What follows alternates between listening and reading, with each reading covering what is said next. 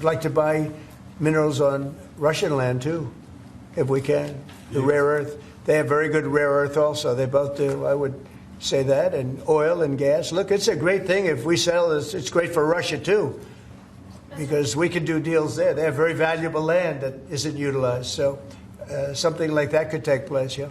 Após Putin demonstrar disponibilidade em negociar com empresas ocidentais, em particular norte-americanas, a exploração de minerais de terras raras em diferentes regiões russas, Trump, falando à imprensa de seu país, demonstrou claro sinal de interesse na proposta do presidente russo. Putin havia listado algumas das regiões mais prósperas em tal tipo de riqueza mineral. Entre elas estão a região de Murmansk, as repúblicas de Komi e Kalmúquia, região de Krasnoyarsk, República de Tuvá, região de Irkutsk, República de Yakútia e a região de Transbaikal. Segundo Trump, ele já está pronto para chegar a um acordo com os russos. E se o presidente está disposto a dar tal passo de cooperação estratégica com a Rússia, então é de se esperar que Washington vai mudar sua política sobre o gigante euroasiático em um ponto central: as sanções. Durante a administração de Joe Biden, os Estados Unidos tentaram castigar a Rússia por suas ações na Ucrânia. Um dos principais objetivos era isolar a economia russa do resto do mundo, impedindo que bancos do gigante euroasiático realizassem pagamentos e transferências monetárias pelo sistema SWIFT.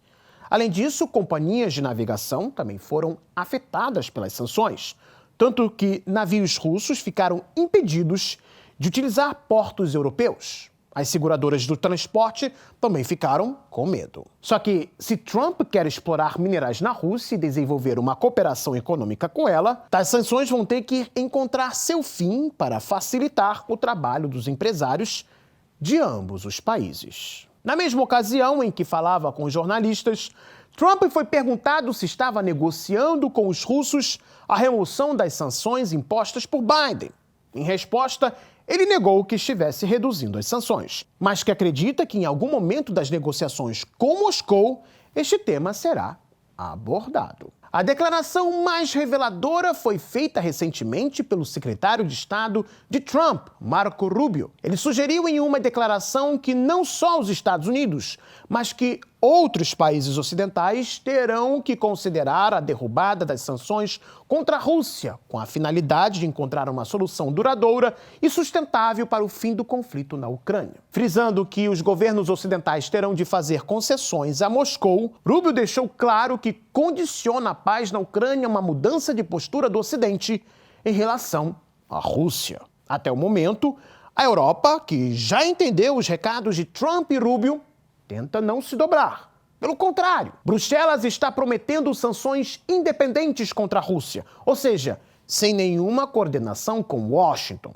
O comissário da União Europeia, Valdis Dombrovskis, afirmou semana passada que o bloco de países não possui planos de retirar as sanções. Pouco depois, a União Europeia anunciou seu 16º pacote de restrições, visando em grande parte projetos do complexo militar industrial e da energia da Rússia. Embora os outros 15 pacotes de sanções não deram nada certo, os europeus preferem manter o curso atual. Mas enquanto os russos e norte-americanos estão ainda para discutir formas de cooperação econômica, a Ucrânia parece que já cedeu às exigências de Trump de receber mais minerais de terras raras do país do leste europeu. Trump disse que na sexta-feira, 28 de fevereiro, Zelensky deverá chegar aos Estados Unidos para assinar um acordo sobre a exploração de tais recursos naturais. Mas não se trata de um acordo qualquer. Nas negociações foi discutida a questão das garantias de segurança que Zelensky tanto pede aos parceiros ocidentais, principalmente aos Estados Unidos. Zelensky insiste tanto nesta questão que afirmou que sairia do poder caso a Ucrânia fosse aceita na OTAN. Trump deu suas respostas às declarações do ucraniano. Well, I'm not going to make security guarantees beyond very much. We're going to have Europe do that because it's in, we're talking about Europe as their next door neighbor. But we're going to make sure everything goes well. And what concessions would you like to see? Oh, I don't want to tell it right now, but I can tell you that NATO you can forget about. I think that's probably the reason the whole thing started. Ou seja, Trump acabou reconhecendo que foi justamente por causa do rumo que a Ucrânia tinha tomado no passado em direção à OTAN que a Rússia optou por uma medida militar em 2022. Embora esta não seja a única razão do conflito declarada pelos russos, de fato, Putin inúmeras vezes denunciou os planos de colocar a Ucrânia na aliança militar como uma linha vermelha. Quando Trump diz para esquecer esse ponto, ele está sendo claro em afirmar que não permitirá a entrada da Ucrânia na organização e muito provavelmente chegará a um acordo legal com a Rússia para impedir que futuros governos dos Estados Unidos tomem uma posição diferente. As garantias que Trump estaria a dar para a Ucrânia são muito vagas e poucas. O republicano já disse que não colocará tropas dos Estados Unidos em solo ucraniano, mesmo que o conflito seja retomado.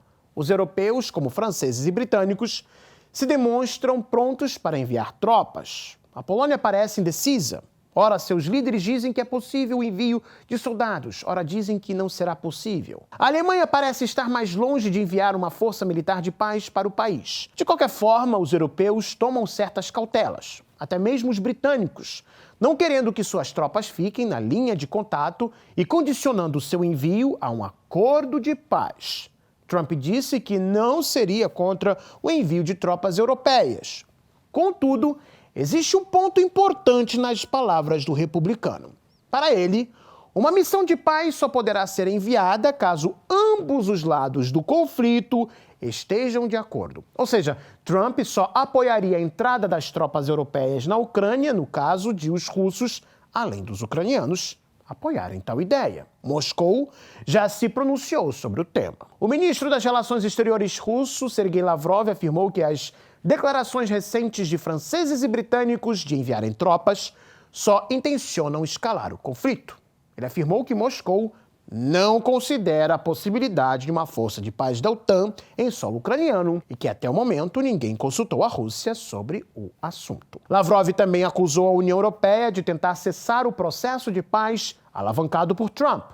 Um exemplo disso são os recém-anunciados novos pacotes de ajuda militar a Kiev e o encorajamento para manter a Ucrânia nos combates. Um fato merecedor de nossa atenção é que, na visão de Trump, a simples presença de negócios norte-americanos na exploração de riquezas naturais na Ucrânia seria um garantidor de segurança ao país por parte de Washington.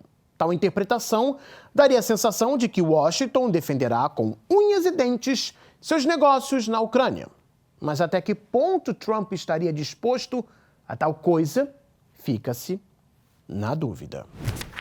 Enquanto Trump afirma que a visita de Zelensky é iminente nos Estados Unidos para a assinatura de um acordo sobre minerais de terras raras, o ucraniano, ao longo da semana, evitou dar detalhes do assunto, dizendo que está trabalhando no tema. Trump vem exigindo uma compensação bilionária da Ucrânia pelos investimentos feitos pelos Estados Unidos desde o início do conflito com a Rússia. Rebatendo tal dívida, Zelensky afirmou que a Ucrânia, na verdade, não deve nada a ninguém e que a única coisa que ele quer é uma sentença de garantia de segurança à Ucrânia. Na frente das câmeras, o ucraniano se posiciona como se seu país estivesse em boa posição para negociações. Mas com a pressão de Trump, a capacidade de barganha de Zelensky parece pequena e ficará menor ainda caso os europeus desistam de resistir a Trump. E se você gostou desse vídeo, deixe o seu like, se inscreva no Gazeta do Mundo e também acione o sininho para não perder os nossos próximos encontros aqui no YouTube. Tchau, tchau, pessoal.